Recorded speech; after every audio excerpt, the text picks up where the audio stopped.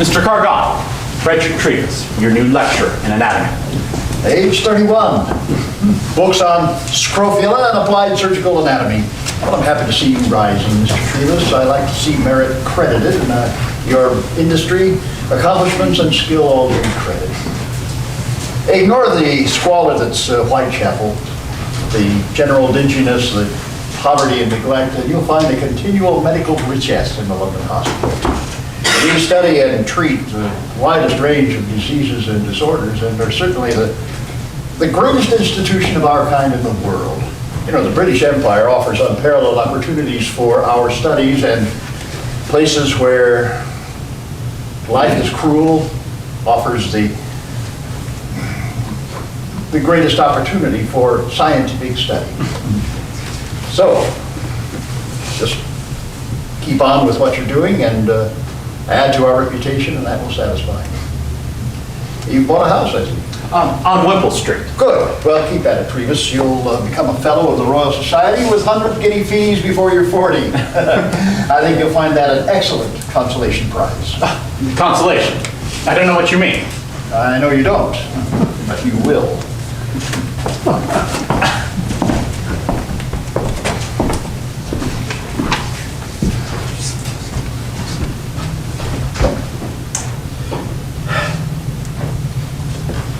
A happy childhood in Dorset.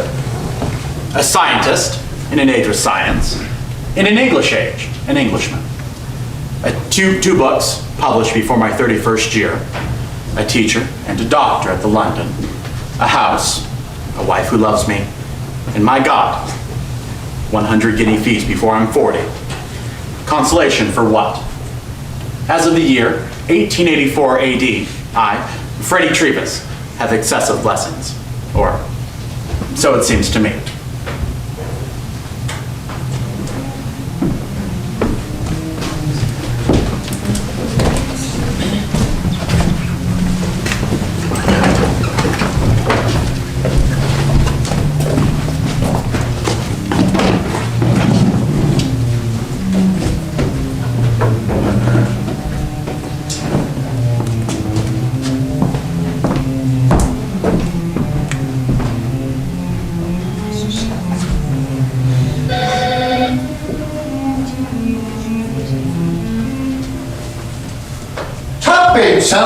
Tuppence only, step in and see, step in and see.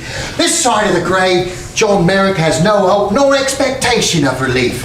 In every sense, his situation is desperate. His physical agony is exceeded only by his mental anguish. A despised creature without consolation. Well, tuppence only, step in and see. To live with his physical hideousness, incapacitating deformities and unremitting pain is trial enough, but to be exposed to the cruelly lacerating expressions of horror and disgust by all who see him is even more difficult to bear. Well, tuppence only, step in and see. For in order to survive, Merrick forces himself to suffer these humiliations. I repeat, humiliations, in order to survive. Thus, he exposes himself to crowds who pay to gape and yawp at this freak of nature, the elephant man. See Mother Nature uncorseted and in malignant rage. Tuppence. This sign is absurd. Half man, half elephant is not possible. Is he foreign? Right. From Leicester. But nothing to fear. I'm at the London, across the road. I would be curious to examine him if there is some genuine disorder. If he is merely a mass of paper mache and paint, however... Then pay me nothing. Enter, sir. Merrick, stand up! Up, you bloody donkey! Up! Up!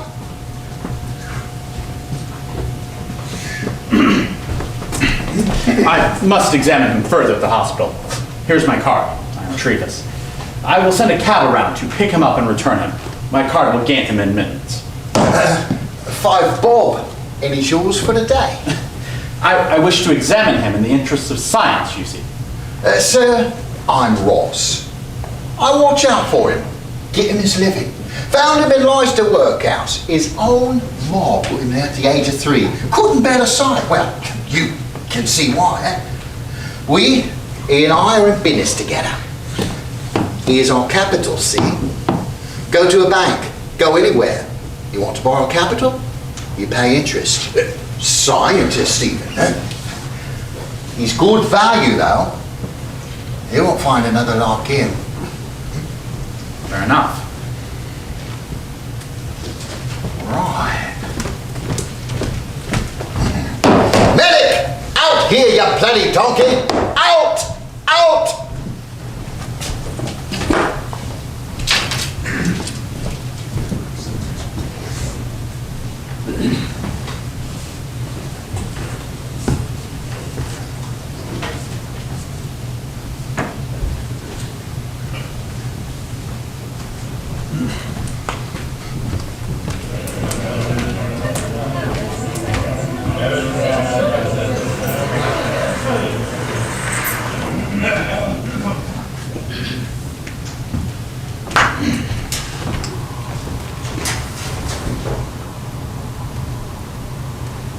The most striking feature about him was his enormous head. Its circumference was about that of a man's waist.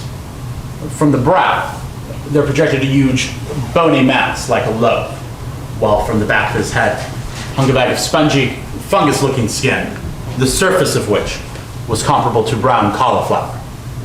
From the back of his head hung a few long, lank hairs. The osseous deformity on the forehead, at this stage about the size of a tangerine, almost occluded one eye. From the upper jaw, there projected another massive bone. It protruded from the mouth like a pink stump, turning the upper lip inside out and making the mouth a wide, slobbering aperture. The nose was merely a lump of flesh, only recognizable as a nose from its position. The deformities rendered the face utterly incapable of the expression of any emotion whatsoever. The back was horrible because from it hung down as far as the middle of the thigh, huge sack-like masses of flesh covered in the same cauliflower stain. The right arm was of enormous size and shapeless, it suggested, but was not elephantias's, and was also overgrown with the same pedantic skin growths. The right hand was large and clumsy, a fin, or paddle rather than a hand. No distinction existed between the palm and the back. The thumb was like a radish, the fingers like thick, tuberous roots. As a limb, it was useless. The left arm was remarkable by contrast. It was not only normal, but was moreover a delicately shaped limb, covered in a fine skin, and provided with a beautiful hand, which any woman might have envied. From the chest hung another bag of the same repulsive flesh. It was suspended, like a dewlap, from the neck of a lizard. The lower limbs had the same characters of the deformed limb. They were unwieldy, dropsical-looking, and grossly misshapen. From the skin growths there also arose a very sickening stench, which was hard to tolerate.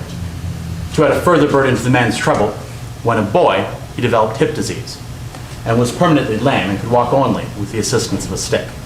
Please. He was thus denied all escape from his tormentors. Mr. Trevis, you have shown a profound and unknown disorder to us. Yourself, when he leaves here, it is for his exhibition again. I do not think it ought to be permitted. It is a disgrace. It is a pity and a disgrace. It is an indecency, in fact.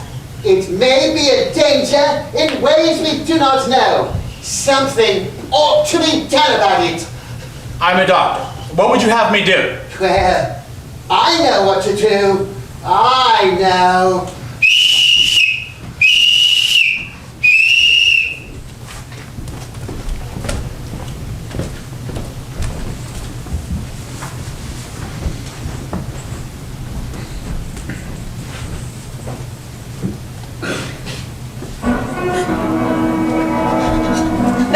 Pinhead darlings, your attention please. Every freak in the Brussels Fair is doing something to celebrate Leopold's 5th year as King of the Congo. Him. Our king. Our empire. We are the queens of No, don't recite yet, you morons. I didn't say when. And when you do, get it right. Don't. It's back to the asylum. Know what that means, don't you? They'll cut your heads. They'll spoon out your little brains. Replace them in the docks and they will nick from. Thank you! Yeah. Be back with customers. Come, see the queens of the Congo. Cosmos? Congo, land of darkness. Oh, look at them, lad. Oh, it's freer on the continent. Oh, loads of indecency here. No one minds. Hey, you won't get coppers sit round a round stew out like in London, huh? I reckon in Brussels, here's our fortune, eh? You have a little tete-a-tete with this lot while I go see the coppers about our license to exhibit. Be right back, Johnny. I come from England. Hello! At home, they chased us out of London. Police. Someone complained. They beat me. You have no trouble, no? Hello! Hello. In Belgium, we make money. I look forward to it. Happiness, I mean. You pay your police? How is it done? Hello! We do a show together sometime. Yes? I saved up £48, 9 shillings, tuppence. English money. Ross takes care of it. Hello! Little bit of a vocabulary problem, eh? Poor things. Looks like they put your noses to the grindstone and forgot to take them away. They're coming! They're coming! Now, We are the queens of the Congo! Beautiful mountain empire!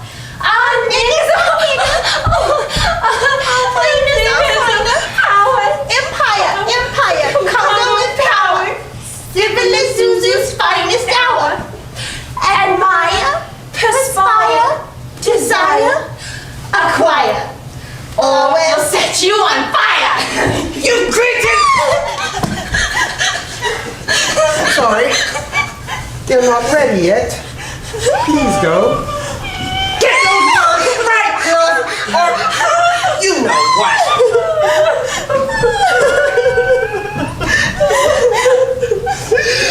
Don't cry, girls.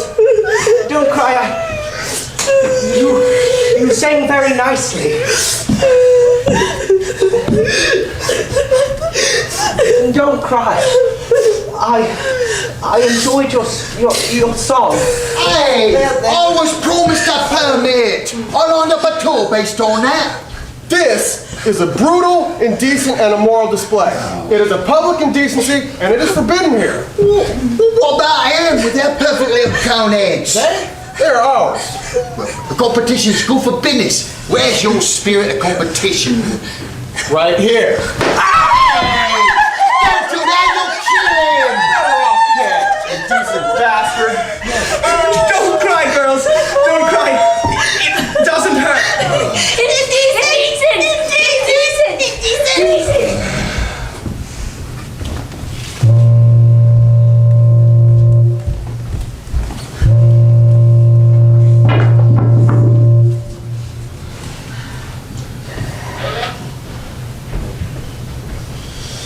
Austin will always mean bad memories for us. Won't it, Ross? Yeah, well, I've decided. I'm sending you back, lad. You're a flop. No, you're a liability. Yeah, you ain't the money maker I figured, so that's it. Alone? Here's a few bob. Have a nosh, huh? I'm keeping the rest for me troubles. Oh, deserve it, I reckon. Yeah, invested enough with the likes of you. I'll pick up your stink if I stick around. Yeah, stink of a failure. Stink of lost years. Yeah, just stink. Stink. Stink. Stink. Stink. Stink. Stink. That's the one then. Oh, right, come. Look, just see him to Liverpool Street Station soon. Liverpool, Yeah, yeah. right, here's for your trouble. Wrong. What he said? Just make sounds, fellas and imbeciles. I did wrong. Right, bon voyage, Johnny. His name is Johnny. He knows his name, that's all. Johnny, don't bother. Go on boat now. Conductor, find quiet place out of sight. Don't struggle, Johnny. Come on, Johnny. Come on. Robbed. Come on. Robbed.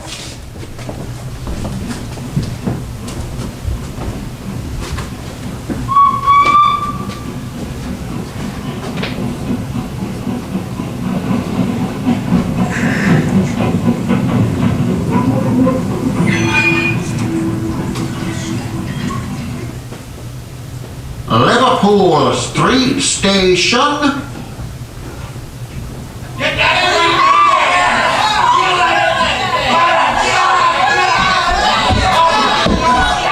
We're safe in here. They almost tore up the bits back there. I've never seen anything like it. Like Gordon, the bleeding cartoon. Got somewhere to go in London, lad? No, stay here. He's an imbecile. You don't understand nothing. Shut you. Got any money? What's that? He just makes sound. Frightened sounds what he says. Why don't you search his pocket? Hey! Don't let me go to your coat. I'll turn you over to that lot. Oh, don't upset yourself. I was just joking. All right? Got a card here. You Johnny Merrick? What's this old card here, Johnny? What's it say? It says Mr. Frederick Trevis. What's your anatomy? The London Hospital. Oh, I'll see if I can go find him. I know where it is. It's not far. So, what's he do then? Lecture you on your anatomy? People who think right don't look like that then, do they? Yeah. Jesus! Trevis. Jesus! Trevis. Jesus! Trevis. What is going on here? Look at that mom, having no sense of decency. This is my card. I'm Trevis. Name's John. This poor wretch here had it. Arrived from Austin. Good Lord, Merrick? John Merrick? What has happened to you? Help me!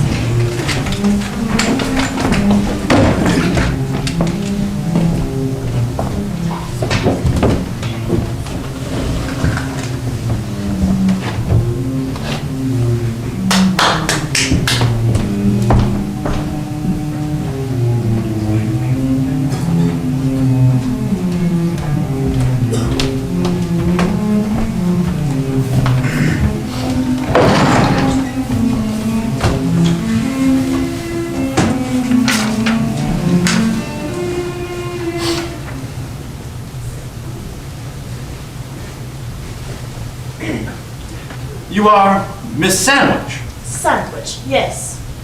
You have had experience in missionary hospitals in the Niger. And Ceylon.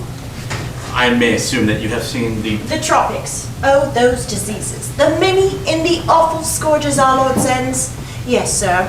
I am in need of an experienced nurse, you see. Or someone to bring him food, take care of the room. Yes, I understand. But somehow it is difficult. Well, I have been let down so far. He really is That is. The regular sisters, well, it's not part of their job, and they will not do it. Be ordinarily kind to Mr. Merrick without, well, panicking. He is quite beyond ugly. You understand that. His appearance has terrified them. The photographs show a terrible disease. It is a disorder, not a disease. It is in no way contagious, though in fact we don't know what has caused it. But in any case, I have found that there is a deep superstition in those that I have tried. They believe he somehow brought this on himself, and that is simply not the case. I am not one who believes it is ourselves who attain grace or bring chastisement to us, sir. I'm hoping not, Miss Sandwich. Let me put your mind to rest. Care for lepers in the East, and you have cared, Dr. Trevis. In Africa, I have seen dreadful scourges, quite unknown to our more civilized climes. What at home could be worse than a miserable and afflicted rotting black? I imagine. Appearances do not daunt me. It is really that has set me outside of the confines of the London seeking help. I look unto the hills whence cometh my help. I understand, and I think it will be satisfactory. His lunch. If you would be so kind as to accompany me this time, I will introduce you. Allow me to carry the tray. I will, this time. You are ready. I am. He's bathing to be rid of his odor. John, this is Miss Sandwich. She will be your new nurse. Oh my good God in heaven! I'm sorry, I thought that... Thank you for saving the lunch this time.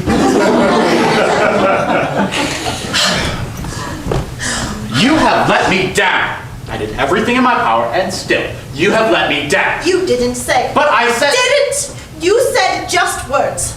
But the photograph... Just pictures. No one will do this. I am sorry. Yes, well, this is not helping him.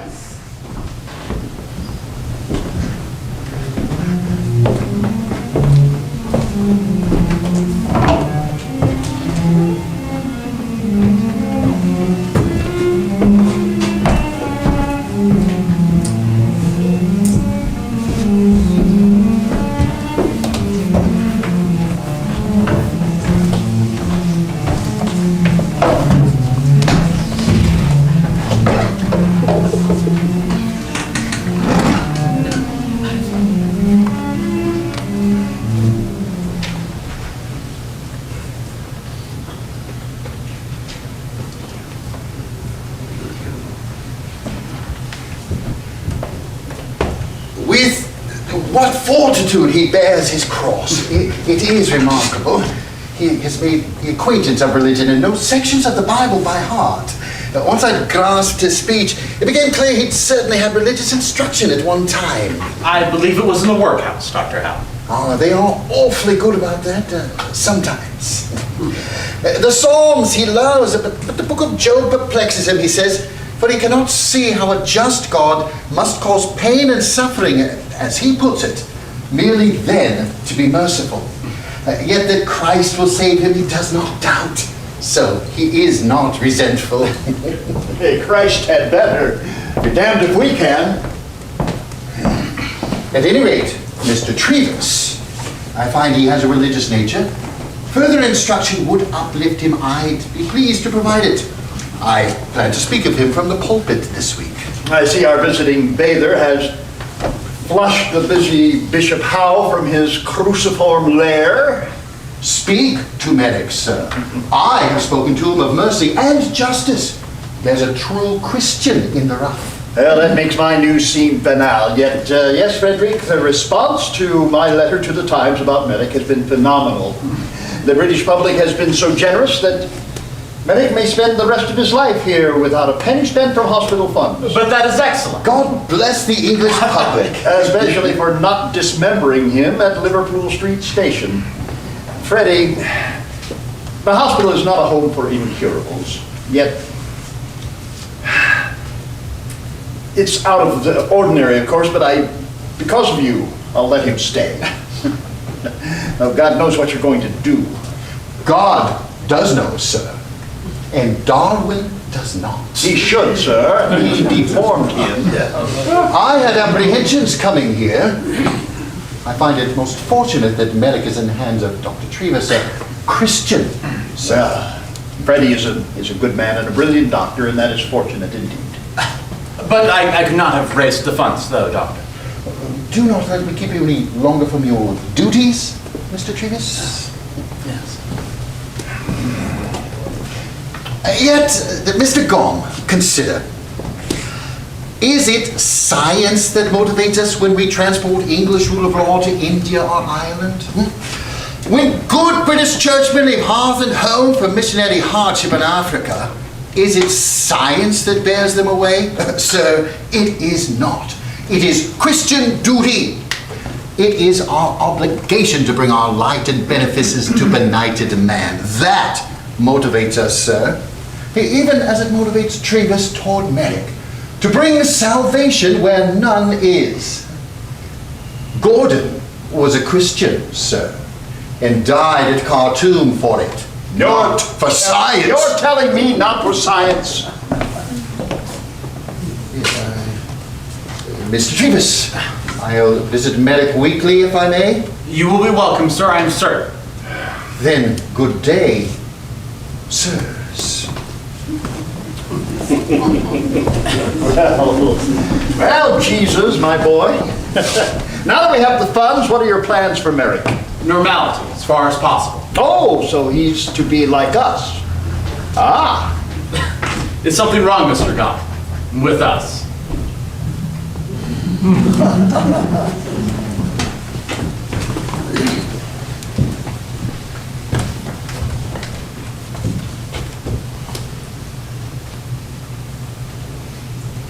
How long is as long as I like? You may stay for life. The funds exist. I've been reading this about homes for the blind. I wouldn't mind going to one when I have to move. But you do not have to move. And you're not blind. I would prefer it where no one stared at me. Well, no one will bother you here. Certainly not. I've given instructions. I'm coming to speak to you on this. Come on. What did I tell you? Oh, God almighty! Oh, Mr. Gom, Dr. Trevis. What's just going on here? You have him warned before. I will not have you gaping in on my patients.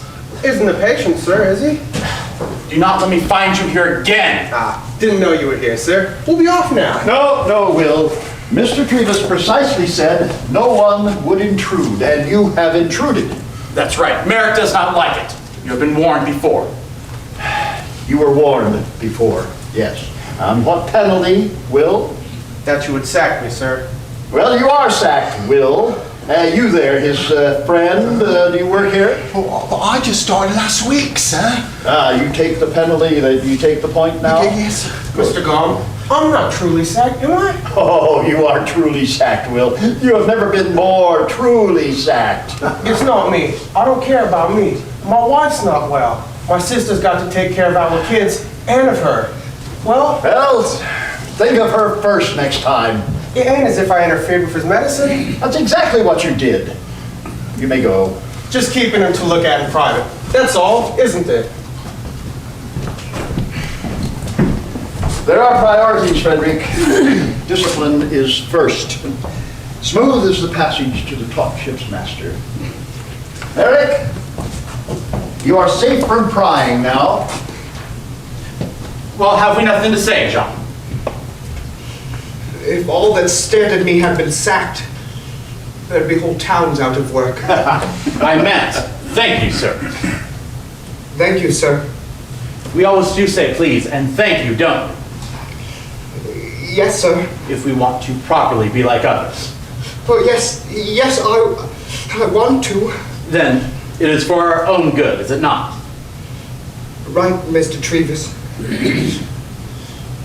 Thank you, Mr. Gom. Sir, you are welcome.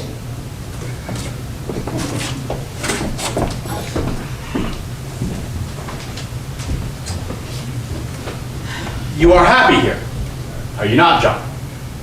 Yes. The baths have rid you of your odor, have they not? First chance I had to bathe regular, Lee. And 3 meals a day delivered to your room. Yes. Well, this is your promised land, is it not? Food, a roof, care, shelter, is it not? Right, Mr. Trevis. I bet you do not know what to call this place. No, sir. I don't know. You call it home. I never had a home before. Well, you have one now. Go on and say it. Home. No, really say it. I have a home. This is my... Go on. I have a home. This is my home. This is my home. For as long as I like. That is what home is. That is what is home. If I abide by the rules, I will be happy. Yes, sir. Don't be shy, John. You can say it. If I abide by the rules, I will be happy. Good. Why?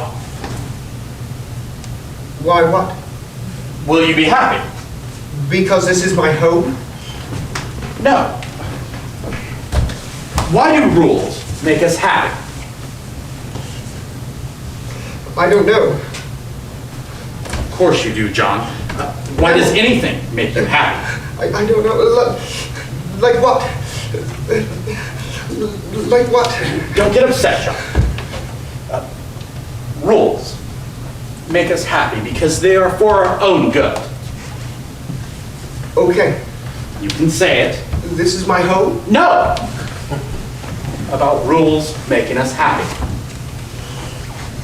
They make us happy because they are for our own good. Excellent. Now, I am writing a follow-up paper about you to the London Pathological Society.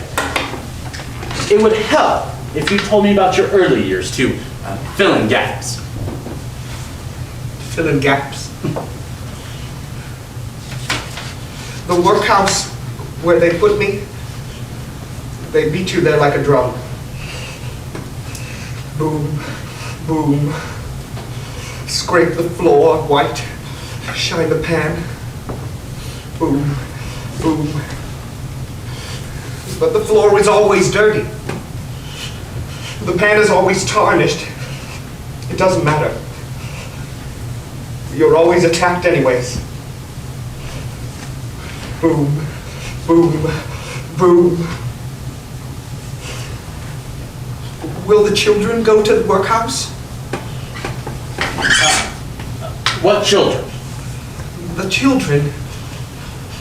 The man he sacked. Of necessity. Will find other employment. You do not want crowds staring at you, do you? No. In your own home, you do not have to have crowds staring at you. Or anyone in your own home. No.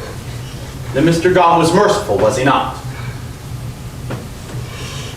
Well, was he not? If your mercy is so cruel, what you have for justice? I am sorry.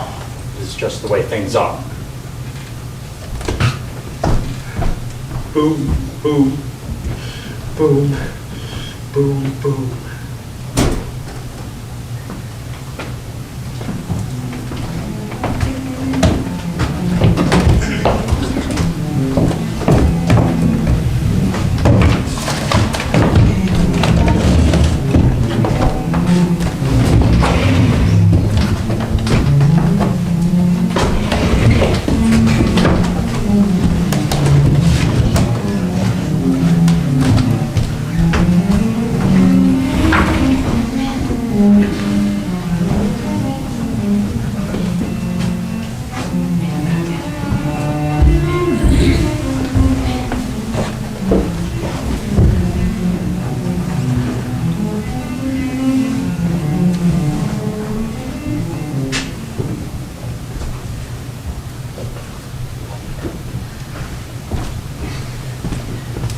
You have seen the photographs of John Merrick, Mrs. Kendall.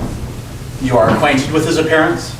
He reminds me of an audience I played Cleopatra for in Brighton once.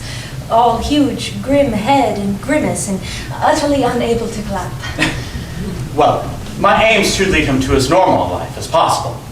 His terror of us all comes from being held at arm's length from society.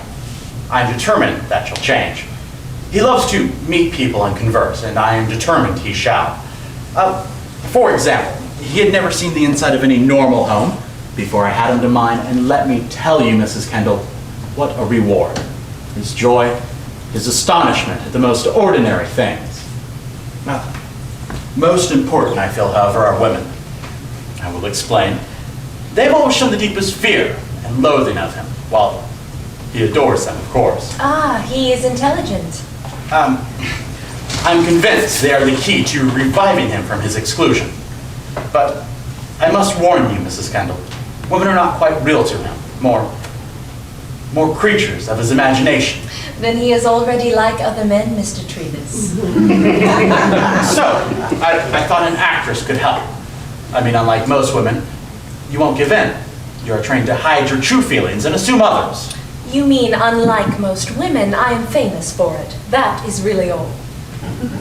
Well, in any case, if you get into the room and smile and wish him good morning, and when you leave, shake his hand. The left one is usable and really quite beautiful. And say, I am very pleased to have made your acquaintance, Mr. Merrick. Shall we try it? Left hand out, please.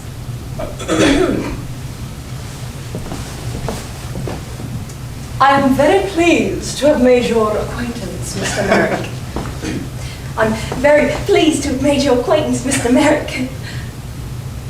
I'm very pleased to have made your acquaintance, Mr. Merrick. I am very pleased to have made your acquaintance, Mr. Merrick.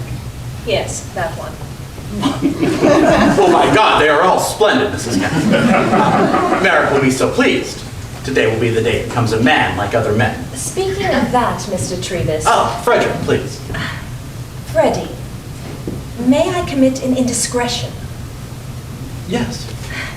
Well, I could not but help notice from the photographs that, well, of the unafflicted parts, how shall I put this?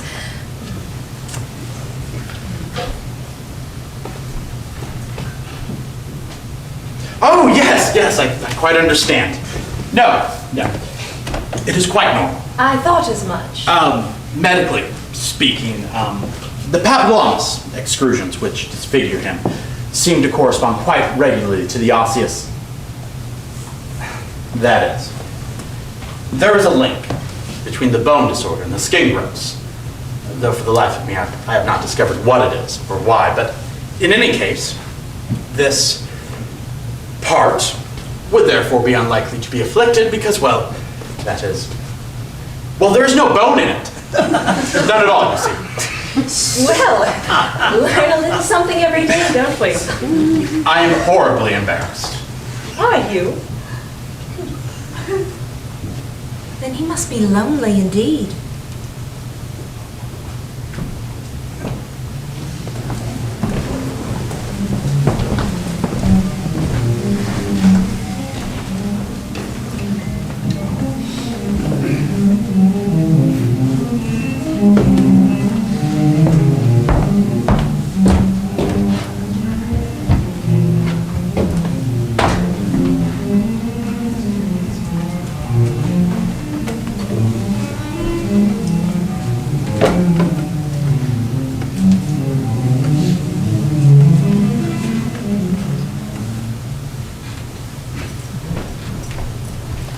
He's making sketches for a model of St. Philip's Church. He hopes one day to make a model of it. John, my boy, this is Mrs. Kendall. She would very much like to make your acquaintance. Good morning, Mr. Merrick. I shall see to a few matters. I will return shortly. I planned so many things to say. I forget them. You are so beautiful. How charming, Mr. Merrick. Well, really, that was what I planned to say. That I had forgotten what I planned to say. I couldn't think of anything else. I was so excited about you. Real charm is always planned, don't you think? I do not know why I look like this, Mrs. Kendall. My mother was so beautiful. She was knocked down by an elephant in the circus while she was pregnant. Something must have happened, don't you think? It may well have. It may well have.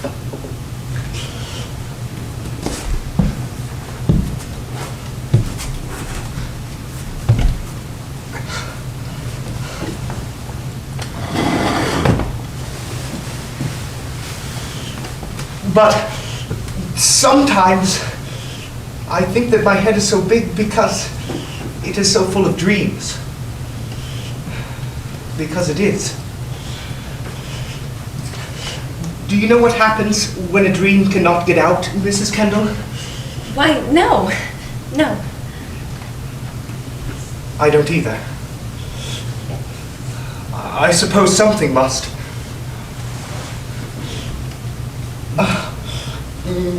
Well, you are a famous actress, yes?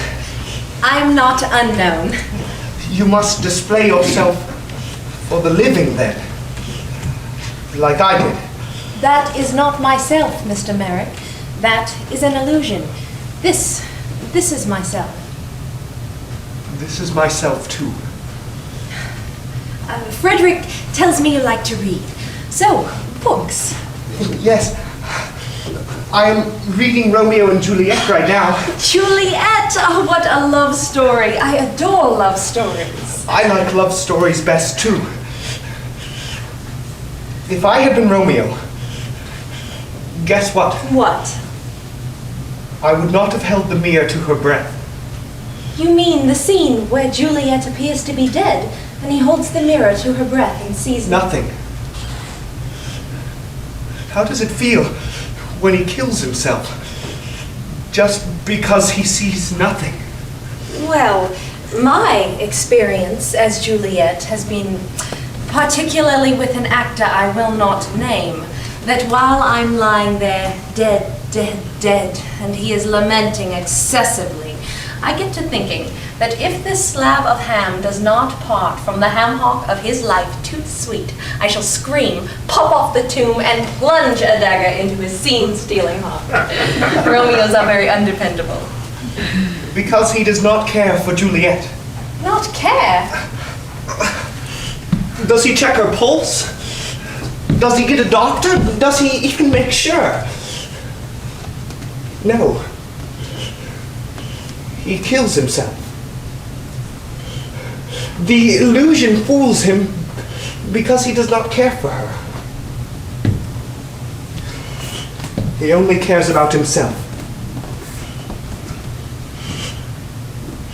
If I had been Romeo, we would have gotten away. But then there would be no play, Mr. Merrick.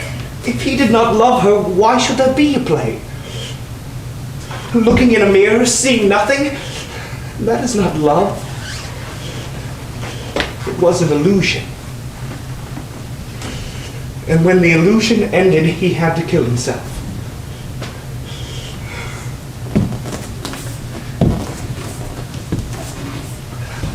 Why, that is extraordinary. Before I spoke with people, I did not think of all these things to say, because there was no one to bother think them for. Now things just come out of my mouth, which are true. You are famous, John. Look, we are in the papers. They have published my report to the Pathological Society. Look, it is a kind of apotheosis for you. Frederick, I feel Mr. Merrick would benefit by even more company than you provide. In fact, by being acquainted with the best and they with him. I shall make it my task if you'll permit. As you know, I'm a friend of nearly everyone, and I do pretty much as I please. What pleases me is this task, I think. By God, Mrs. Kendall, You are splendid. Mr. Merrick, I must go now. I should like to return if I may, and so that we may without delay teach you about society, I would like to bring my good friend, Dorothy, Lady Neville. She would be most pleased if she could make your acquaintance. Let me tell her yes? Yes. Then until next time, I'm sure your church model will surprise us all.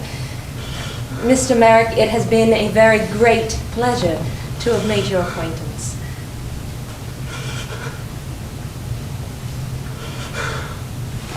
John, your hand. She wishes to shake your hand.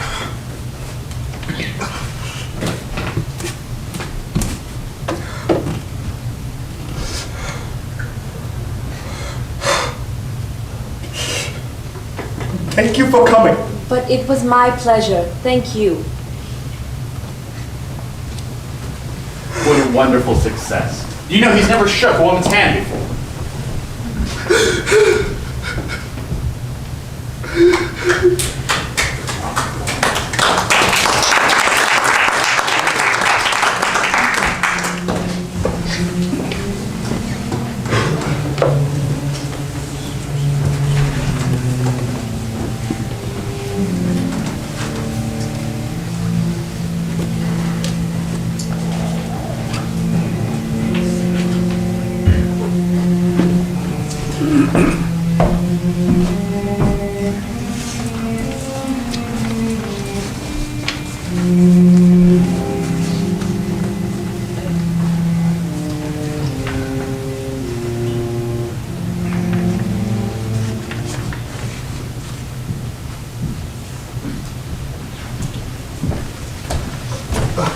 Your Grace.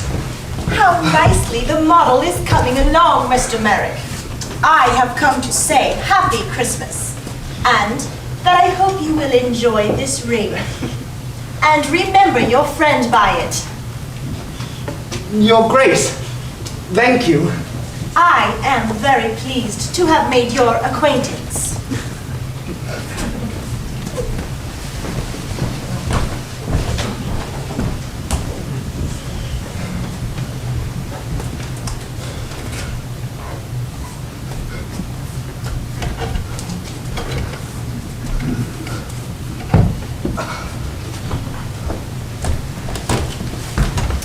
Please accept these silver-backed brushes and comb for Christmas, Mr. Merrick. With many thanks, Countess. I'm very pleased to have made your acquaintance.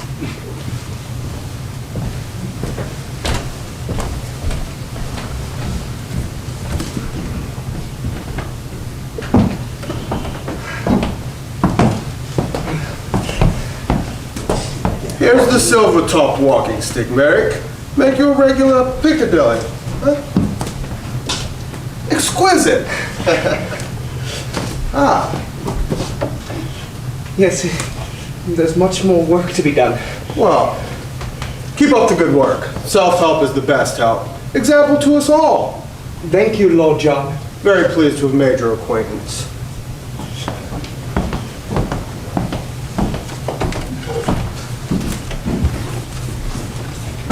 Her Royal Highness, Princess Alexandra.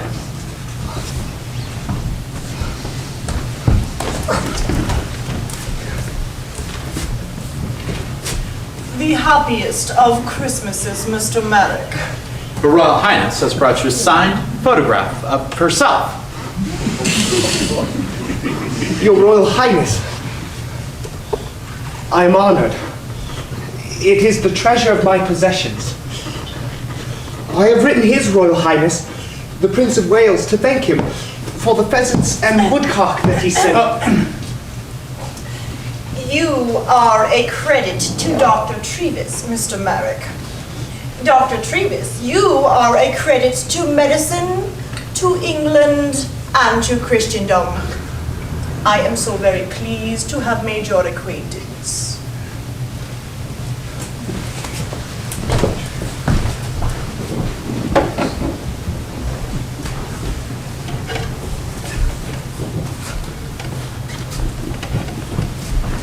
Good news, John. Bertie says we may use the royal box whenever I like. Mrs. Keppel says it gives a unique perspective. And for Christmas, ivory-handled razors and toothbrushes. And a cigarette case, my boy, filled with cigarettes. Oh, thank you. Thank you very much. Look, Freddie, look, the model of St. Philip's. I know, it is remarkable. And I do it with just one hand. That's what they all say. You are an artist, John Merrick, an artist. Well, I did not begin to build at first. Not till I saw what St. Philip's really was. You see, it is not stone and steel and glass, but it is an imitation of grace, rising up and up from the mud. So I make my imitation of an imitation. But even in that is heaven for me, Mrs. Kendall. That thought's got a good line to it, John. Plato believed that this was all a world of illusion, and that artists made illusions of heaven. You mean, we're all just copies of originals? That's it. Who made the copies? God, the demiurge. He should have used both hands.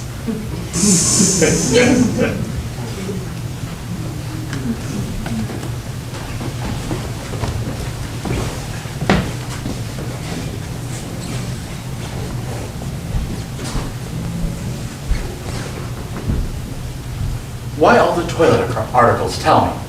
He is much too deformed to use any of them. Well, props, of course, to make himself, as I make me. You think of yourself. Well, he is gentle, almost feminine, cheerful, honest within limits, a serious artist in his way. He is almost like me. He is religious and devout. He knows salvation must radiate to us or all is lost, which it's certainly not.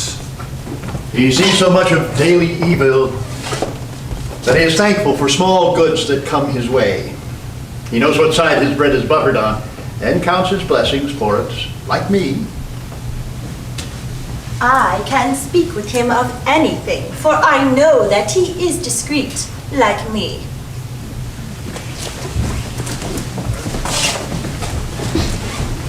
How odd. I think him curious, compassionate, concerned about the world. Well, rather like myself, Freddie Trevis, 1889 AD. Of course, he is rather odd, and hurt, and helpless not to show the struggling. So am I. He knows I use him to raise money for the hospital. I am certain. And he understands that I would be derelict if I didn't. He is wary of any promises, yet he fits in well. Like me. I, as a seminarist, had many of the same doubts, struggled as he does, and hope they may be overcome.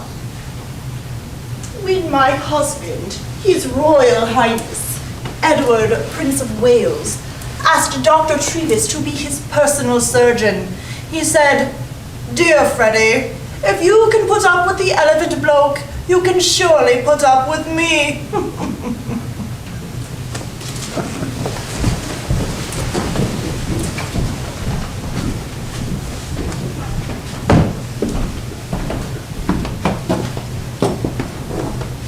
Seem out of fashion, Freddie, as he sees me. Social context, critical.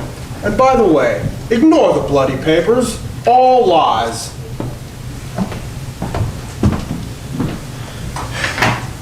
Merrick, visibly worse in 86, 87. Then, as he rises higher in the consolations of society, he grows visibly more grotesque. It's proof definitive that he is like me. Like his condition, which I make no sense of. I make no sense of my own.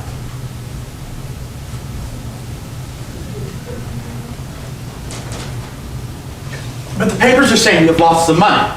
They're saying you have broken the contracts. Freddie, if I were such a scoundrel, how would I dare face investors like yourself? broken contracts. I never considered them actual contracts, just preliminary things. Get the old deal underway. An actual contract is something between gentlemen, and these attacks only show they are no gentlemen. Now, I'm only here to say that the company remains a terribly attractive proposition. Don't you think? To recapitalize, if you could spare another... Mr. Gong, just remarking how splendidly Merrick thrives here, thanks to you and Freddie. Lord John, allow me to take Frederick away from you. Keep him at his work. It's in his contract. Wouldn't want him to break it. That sort of thing makes the world fly apart, isn't it? Yes, well, of course. I'm sorry to see you're so pressed. I expect to see less of you around London now. Of course, actually, overdue actually. Yeah. Appointment in the city. Freddie, Mr. Gong. He plain fooled me. He was kind to Merrick. You've risen fast and easily, my boy. You've forgotten how to protect yourself. Break now. But it does not seem right somehow. The man is a moral swamp. Isn't that clear yet? Is he attractive? Swindlers often are. Friendly? Deceit often is. Another loan? Not another cent. It may be your money, Freddie, but I will not tolerate laboring like a navvy to make the London hospital represent honest, charitable, and compassionate science with titled swindlers mucking up the pitch. He has succeeded in destroying himself so rapidly that there should be no doubt in your mind that that was his real aim all along. He's broken the contracts, gambled away the money, lied, and like an infant in his mess, gurgles and wants to do it all over again. Spare me details, I don't want to know. Break and be glad. Do it today. This man's a moral swamp. Don't be sucked in. Have you seen the papers? Yes. Yes, a great pity. Freddie, today.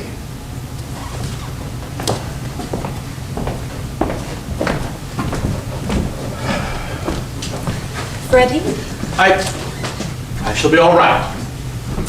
He has used us. Come. John!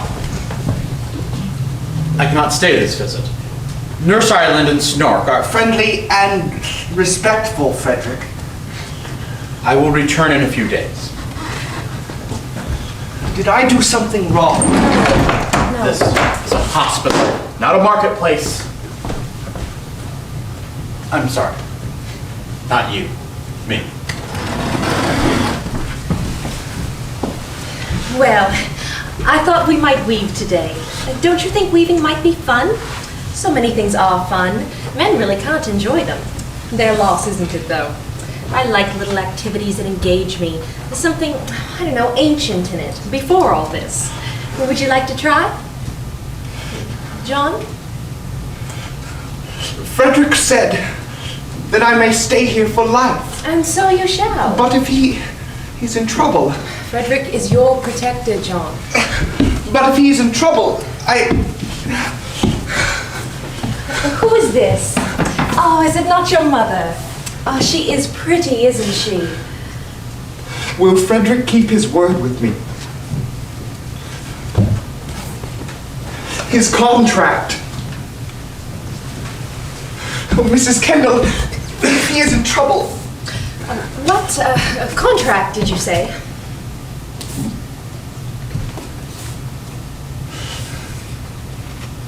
And will you? I? What will I?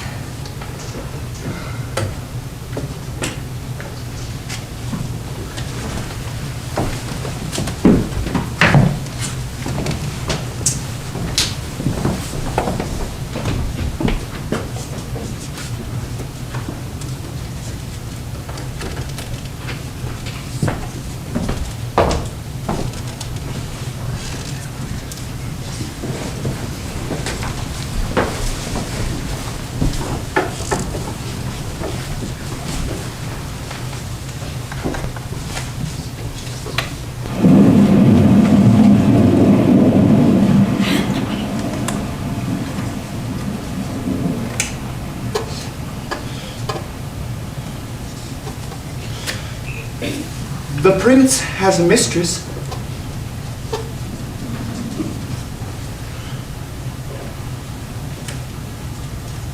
The Irishman had one.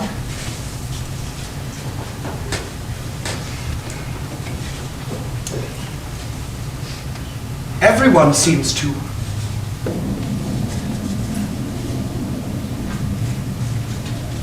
Or a wife.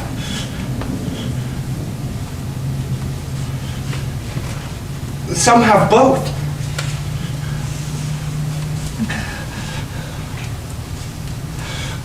I have concluded that I need a mistress.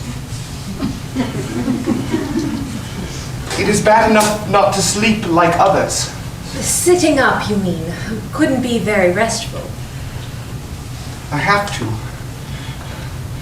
Too heavy to lay down. My head. But to sleep alone, that is worst of all. The artist expresses his love through his works. That is civilization. Are you very shocked? Why should I be? Others would be. I am not others. I suppose it is hopeless. Nothing is hopeless. However, it is unlikely.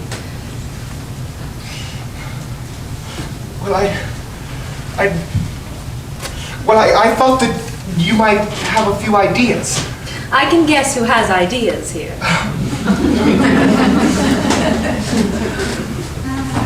You don't know something, Mrs. Kendall. I have never even seen a naked woman before. Surely, in all the fairs you weren't. I mean a real woman. Is one more real than another? I mean, like the ones in the theater. The opera. Surely you cannot mean they are more real. In the audience. A woman not worn out early. Not deformed by an awful life. A lady. Someone who's kept up and respectful of herself. You don't know what fairgrounds are like, Mrs. Kendall. You mean someone like Princess Alexandra? No, not so old. Ah, like Dorothy. She does not look happy. No. Lady Ellen? Too thin. Then who? Well, certain women, they have a kind of rightness about them. They seem to stop at a perfect point. My dear, she does not exist. Then that is probably why I've never seen her. What would your friend Bishop Howe say of all this, I wonder? He says that I should put these things out of my mind. Is that the best he can suggest? When I put them out of my mind, they reappear. Snap. What about Frederick? Oh no. Frederick would be appalled if I told him. I am flattered. Too little trust has maimed my life. But that is another story. My, what a rain.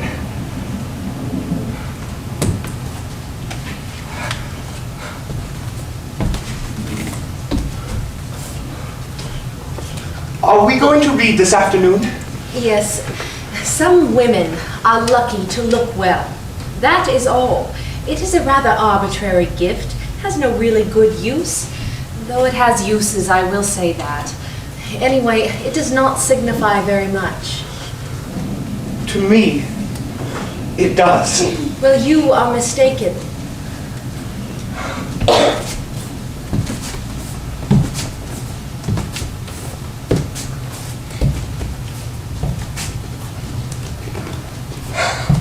What are we going to read?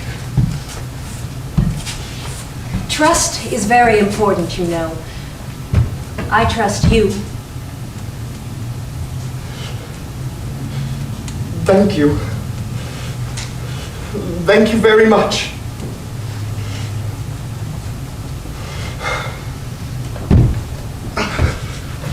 have a book of Thomas Hardy's here. He's a friend of Frederick's. Shall we read that? Turn around a moment. Don't look.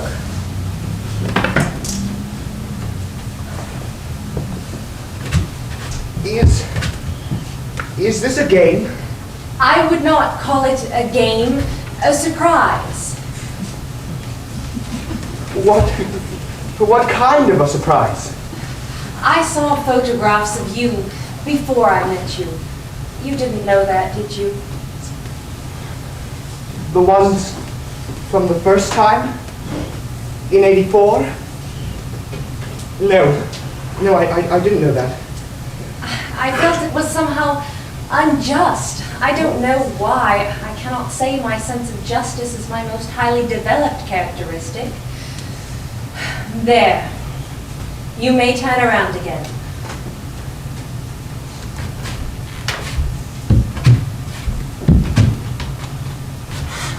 Well, a little funny, isn't it? It is the most beautiful sight that I have seen. Ever. If you tell anyone, I shall not see you again. We shall not read, we shall not talk, we shall do nothing. Wait. There. No illusions. Now, what is there to say? I am extremely pleased to have made your acquaintance.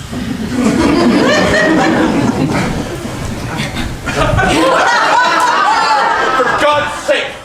What is going on? For a moment, paradise, Freddie. Woman, dress yourself quickly. Have you no sense of decency? Don't you know what you are? Don't you know what is forbidden? Are you not ashamed?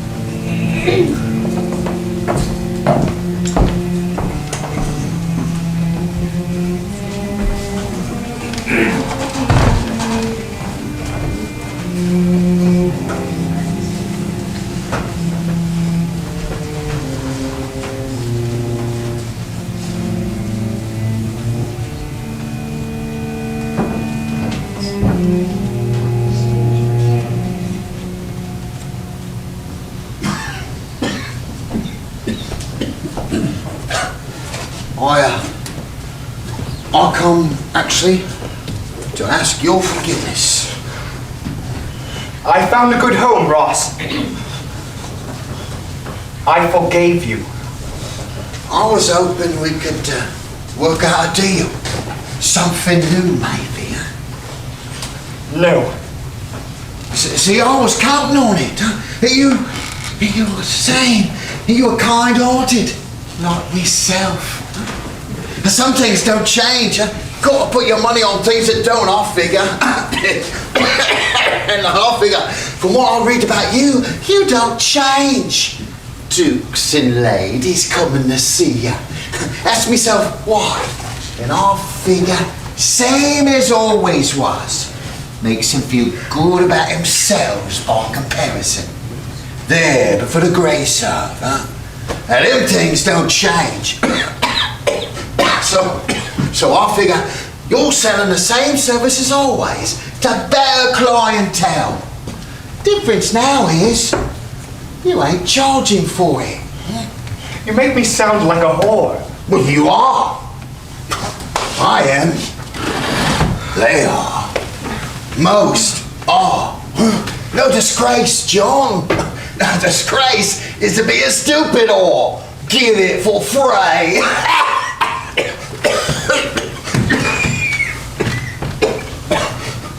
Not to capitalise on the interest in you. Not to have a manager then is stupid. You see this church? I am building it. The people who visit here are friends, not clients. I am not a dog walking on its hind legs. See, I was thinking, charge these people. Pleasure of the Elephant Man's company. Huh? Something. The right spirit is everything. Do it in the right spirit and they pay happily, huh? I'd take 10%. I'd be all right with 10%. Bad luck's made you daft. I helped you, John! Discovered you! Was that daft? No!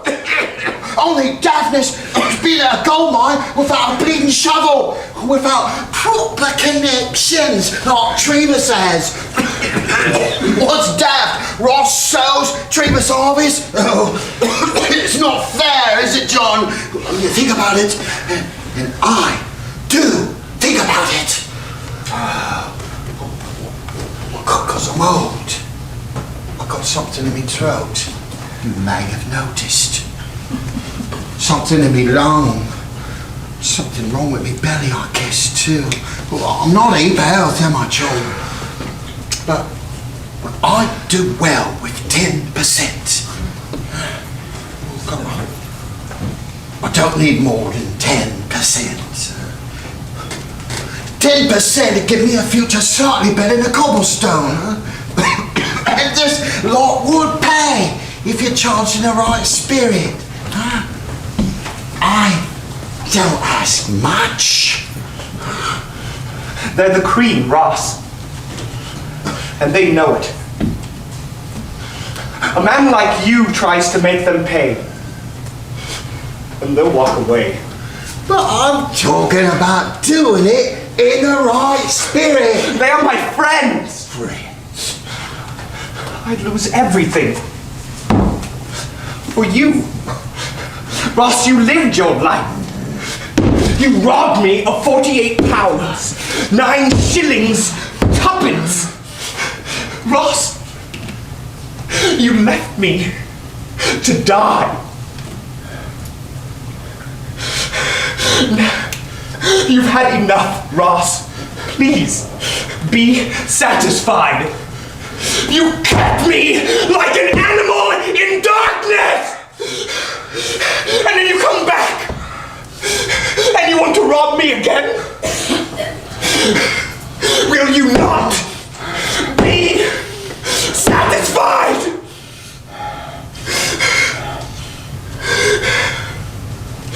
And now, I am a man like others. And you want me to return?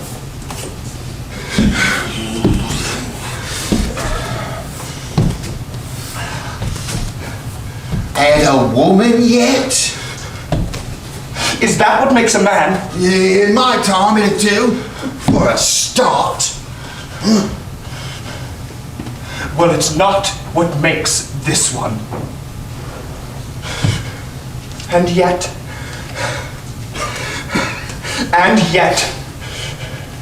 I am like others. Then I'm content. Look, I got no energy to try nothing new, John. May as well go to the Dorsal Strait. Probably die there anyway between filthy Dorsal rags. Nothing in me belly but acid. Look, I don't like pain, John. But a future gives pain sense. Without a future,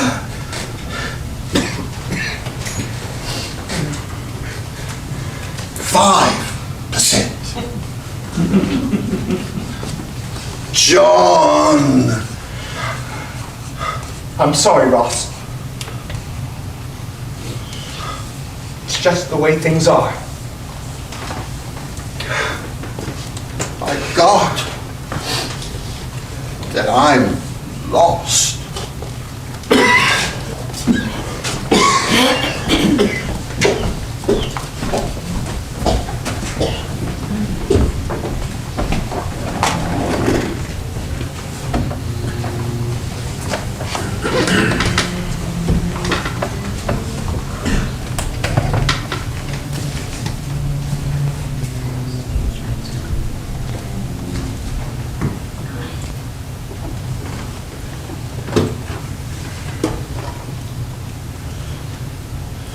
Frederick,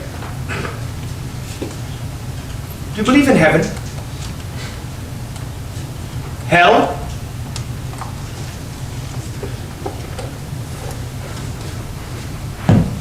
What about Christ? And what about God? Do you believe in God, Frederick?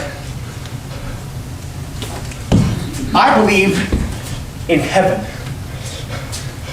The Bible says that in heaven the crooked shall be made straight. So did the rack, my boy. So do we all. You don't believe? I will settle for a reliable general anesthetic at this point. Actually, though, I did have a patient once. A woman. Operated on her for a woman's thing. I used ether to anesthetize. Tricky stuff. She didn't come out of it. Pulse stopped. No vital signs. Absolutely morbid. Just a big, white, dead mackerel.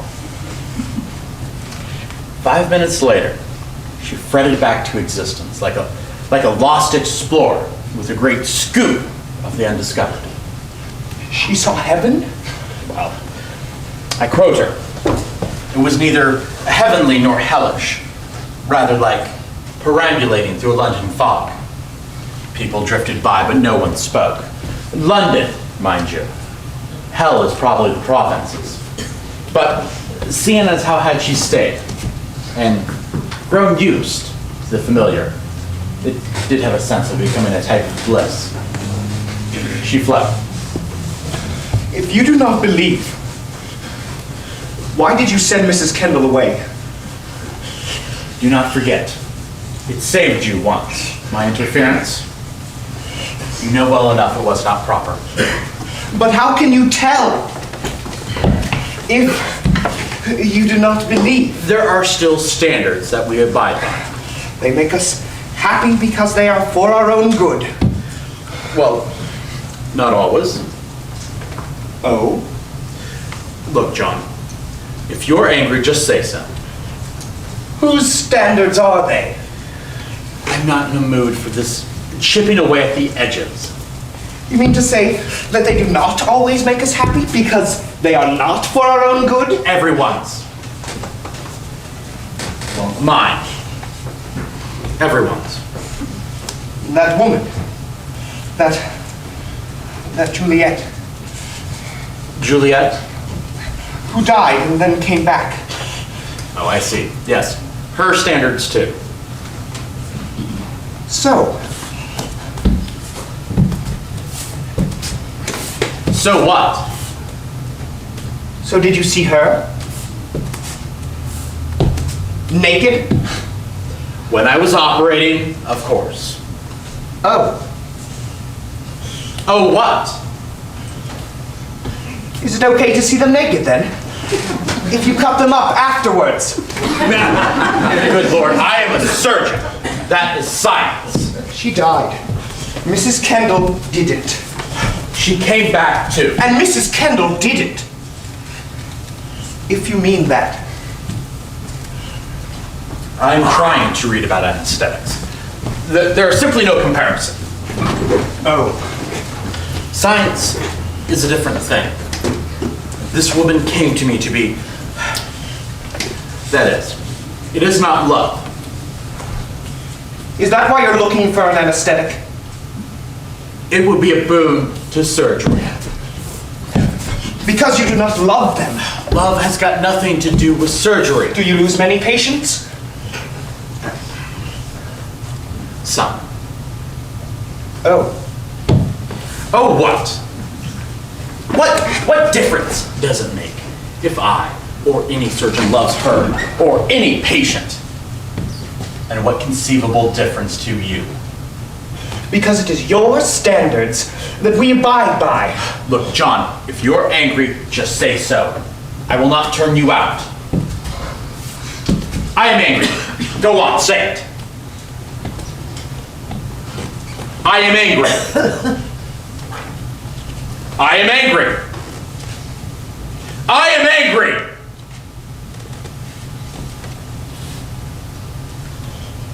I believe in heaven. And it is not okay, as you put it, to cut them up. Make me sound like Jack the Ripper. No, you worry about anesthetics. Are you having me on? You are merciful, Frederick.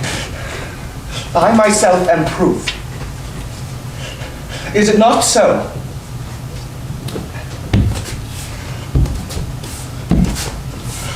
Well, is it not so?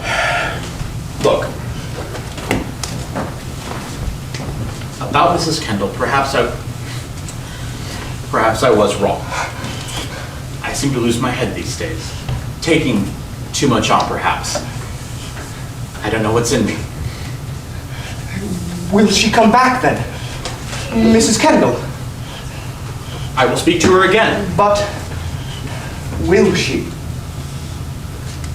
No, I don't think so. Oh.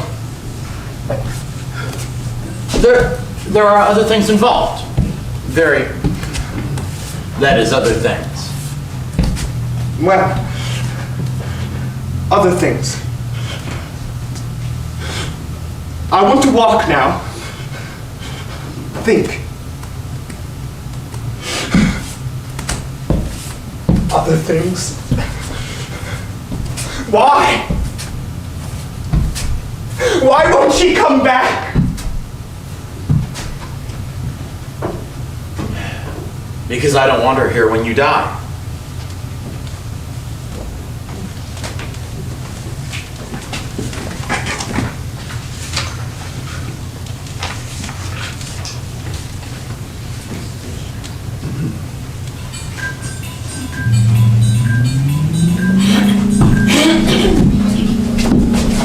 If he is merely paper mache and paint, a swindler and a fake. No, he's a genuine Dulcet Dreamer in a moral swamp. Look, he's so forgotten how to take care of himself. He's gone to sleep. Well, I must examine him. I would not have him for long, Mr. Gorm. Oh, no, that would be an inconvenience, Mr. Merrick. He is the mainstay of our institution. Oh, well, that's exactly what brought him to my attention. Here's my card. I'm Merrick. I'm with the Mutations across the road. Oh. Stand up, Frederick. No, you do not understand. He's very, very valuable. He's, he is the personal surgeon to the Prince of Wales. Oh, Mr. Gorm, but I only wish to examine him. I had not, of course, dreamed of changing him. Oh, he is a gentleman and a good man. Therefore, exemplary for study as a cruel or deviant one would not be. Well then, you can have him, but be sure and bring him back by breakfast time or you feed him. Frederick, stand up. Up, you bloody donkey. Up.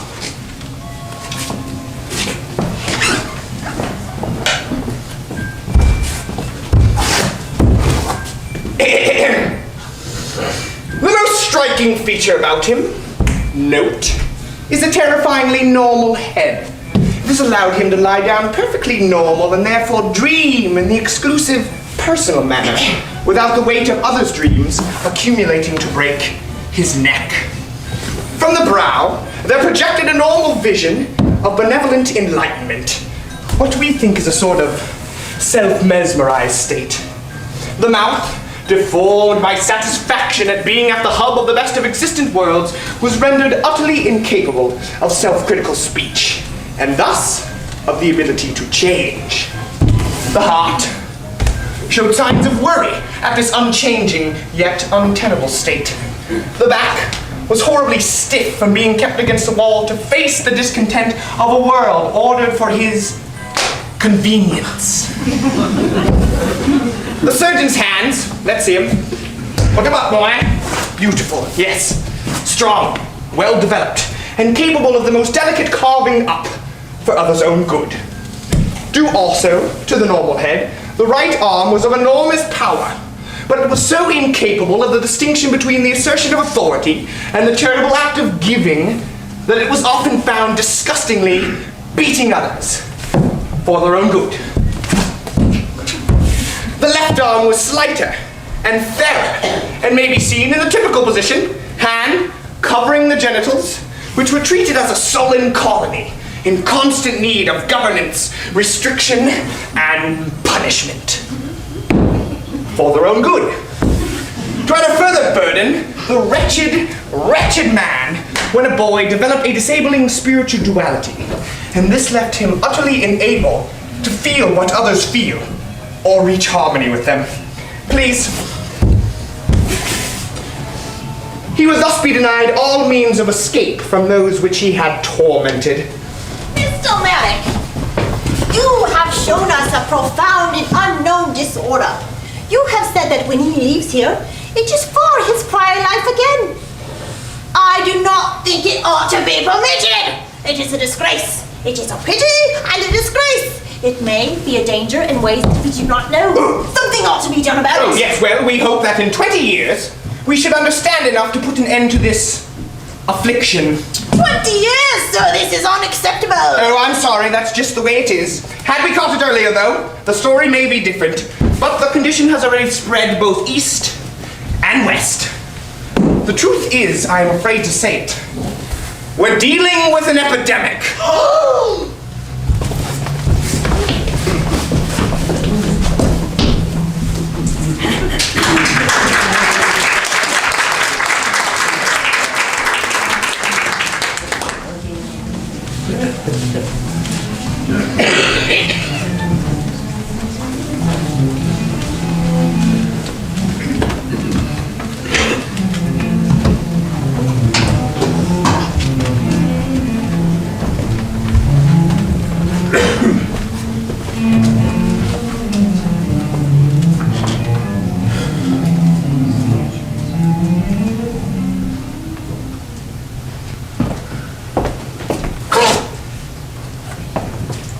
Still beavering away for Christ? Yes. I got your report. He doesn't know yet, does he? The bishop? No, Merrick. No. I shall be sorry when he dies. Well, it won't be unexpected, anyhow. You know, he's brought a good deal of repute to the hospital, a good deal of funds, too, for that matter. In fact, I like him. I've never regretted letting him stay on, although I didn't imagine he would last this long. Well, his heart won't sustain him much longer. It'll probably give out when he gets off his bloody knees with that bloody man. What's the matter, Freddie? What's gone sour for you? It is the overarching things. Quite inescapable. That as he has achieved greater and greater normality, his condition has edged him closer to the grave. So, a parable of growing up. To become more normal is to die. More accepted to worsen. He's just a mockery of everything that we live by. I'm sorry, Freddie. I didn't catch that one. Nothing has gone sour. I don't know. Cheer up, my boy. You are knighted. Your clients will be kings. Nothing succeeds, my boy, like success.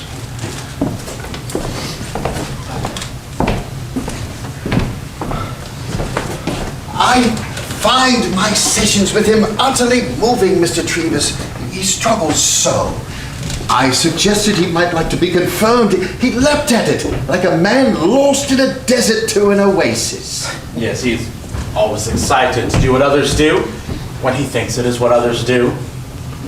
Do you cast doubt, sir, on his faith? No, sir, I do not. But he makes all of us think that he is deeply like ourselves. But we are not like each other. I have concluded that we have polished him like a mirror and shout hallelujah when he reflects us to the inch. I have grown sorry for it. I cannot make out what you're saying. Is something troubling you, Mr. Trevis? Corsets. How about corsets? Here is a pamphlet that I have written due mainly to the grotesque ailments that I have seen caused by corsets. Fashion overrules me, of course. My patients do not unstrap themselves with corsets. Some cannot, you know. I have such little time in the week. I spend my Sundays in the poor wards to keep up with work. Work being 20-year-old women who look and abused 50 with worn-outedness. Young men with appalling industrial conditions that I turn out as soon as possible to return to their labors. Happily, most of my patients are not the poor. They're the middle class. They overeat and drink so grossly that they destroy nature and themselves and all around them so fervidly that they will not last. Higher up above this middle class, I confront these same deformities. Bulged out by unlimited resources and the ruthlessness of privilege into the most scandalous dissipation linked to the grossest ignorance and constraint. I counsel against it where I can, but I'm ignored, of course. So, what then could be troubling me? I am a successful and respected Englishman in a well-respected England that informs me daily by the way that it lives that it wants to die. I am in despair, in fact. Science, observation, practice, deduction, having led me to these conclusions, can no longer serve as consolation. I apparently see things others don't. I do wish I understood you better, sir.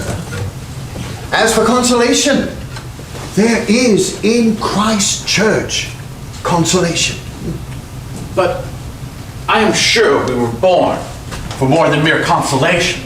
But look at Mr. Merrick's happy example. Oh, yes. You'd like my garden, too.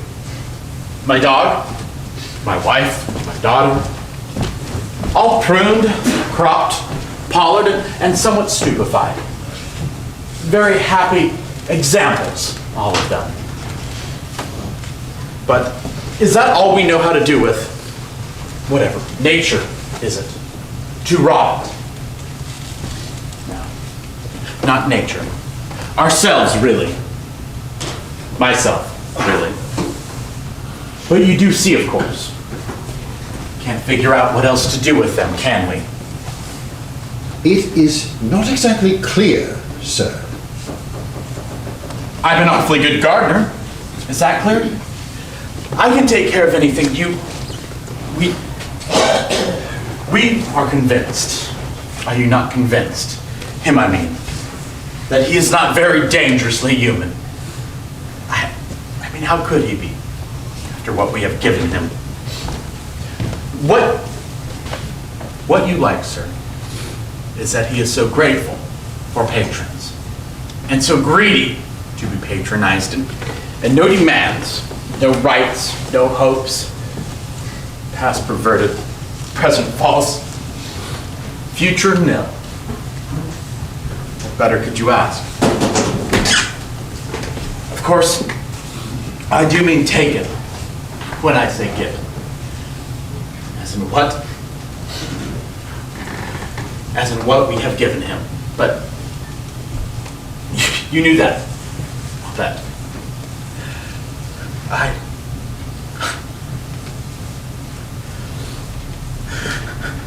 Do you mean charity? I cannot understand what you're saying, sir. Help me.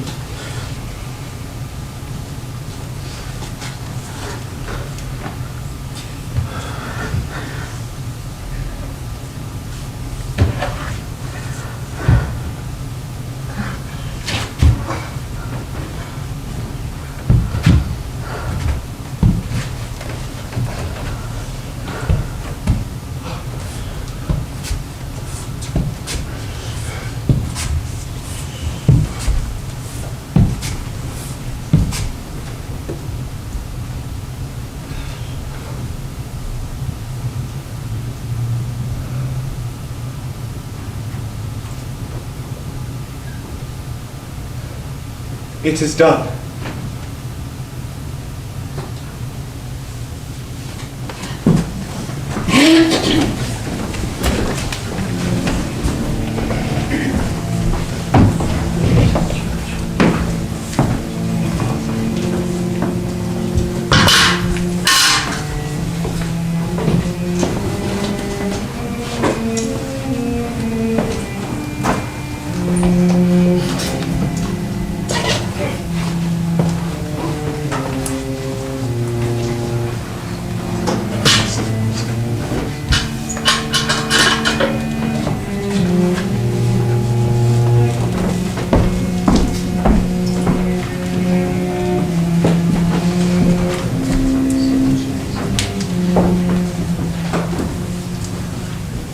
Lunch, Mr. Medic. I'll set it up. Hey, maybe you'd like a walk after lunch. April's doing wonders for the gardens, huh? Me mate Will, his sister died yesterday. 28 she was, imagine that. Wife was sick, sister nursed her. Was a real blue mat girl. Wife gets okay, sister just ups and dies. It's all so... What's that word? It means chancy.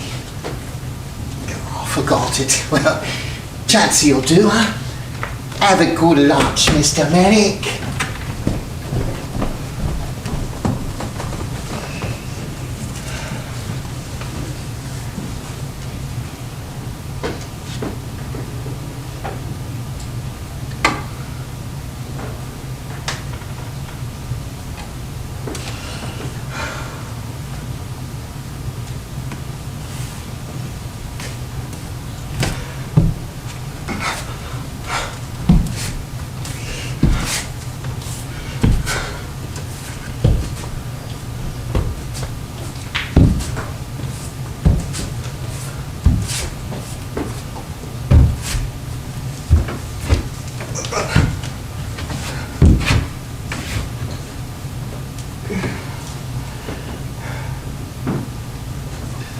Chancy?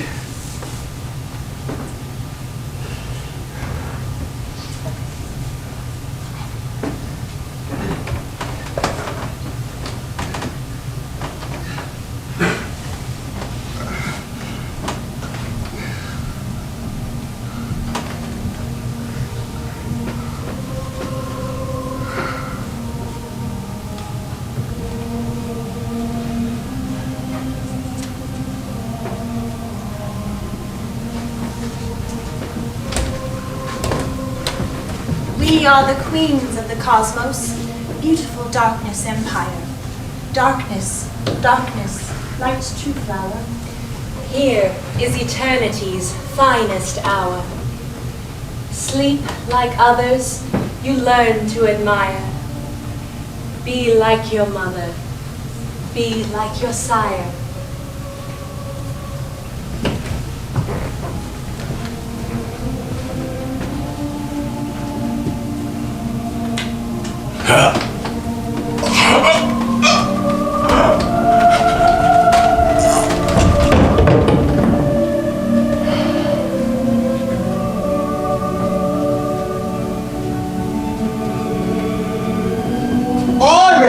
Mr. Merrick, the word is arbitrary. Arbitrary, it's also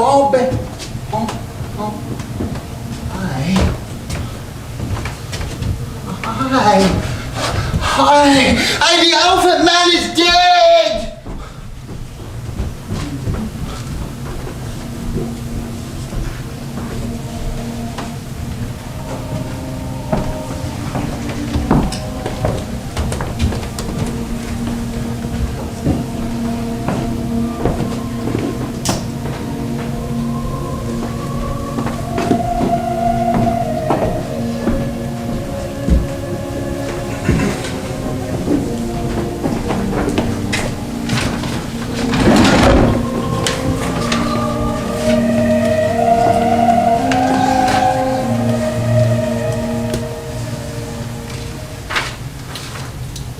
To the editor of the Times, sir, In 1886, you were kind enough to insert in the Times a letter from me drawing attention to the case of Joseph Merrick. John Merrick. Yeah. Known as the Elephant Man. It was one of singular and exceptional misfortune, etc., etc., debarred from earning his livelihood in any other way than being exhibited to the gaze of the curious. This having been rightly interfered with by the police, etc., etc., with the great difficulty he succeeded somehow or other in getting to the door of the London hospital, where through the kindness of one of our surgeons, he was sheltered for a time. And while deterred by common humanity from evicting him again into the open street, I wrote to you, and from that moment all difficulty vanished, the sympathy of many was aroused, and although no other fitting refuge was offered, a sufficient sum was placed at my disposal, apart from the funds of the hospital, to maintain him for what did not promise to be a prolonged life. I forgot. The coroner's report said it was death by asphyxiation. The weight of his head crushed his windpipe. Well, I go on to say about how he spent his life here, about all attempted to alleviate his misery, and that he was visited by the highest in the land, etc., etc. And in general, he joined our lives as best he could. And in spite of all this indulgence, he was quiet and unassuming, grateful for all that was done for him, and conformed readily to the restrictions which were necessary. Will that do so far, do you think? Should think it would. Want to add anything else? Well, he was extremely intelligent. Yeah. He had an acute sensibility, and worse for him, a romantic imagination. No. I'm not sure of any of it anymore. I've given these details thinking that those who sent money to use for his support would like to know how their charity was used. Last Friday afternoon, though apparently in his usual health, he quietly passed away in his sleep. I have left in my hands a small balance of the money for his support, and this I now propose, after paying certain gratuities, to hand over to the general funds of the hospital. This, of course, I believe will be consonant with the wishes of the contributors.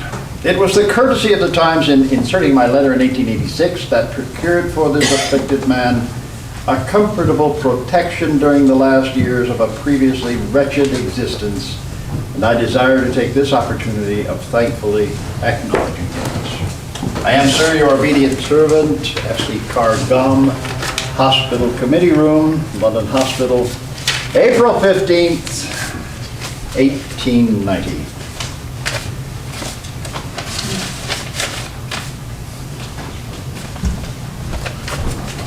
I did think of one small thing. It's too late. It is done.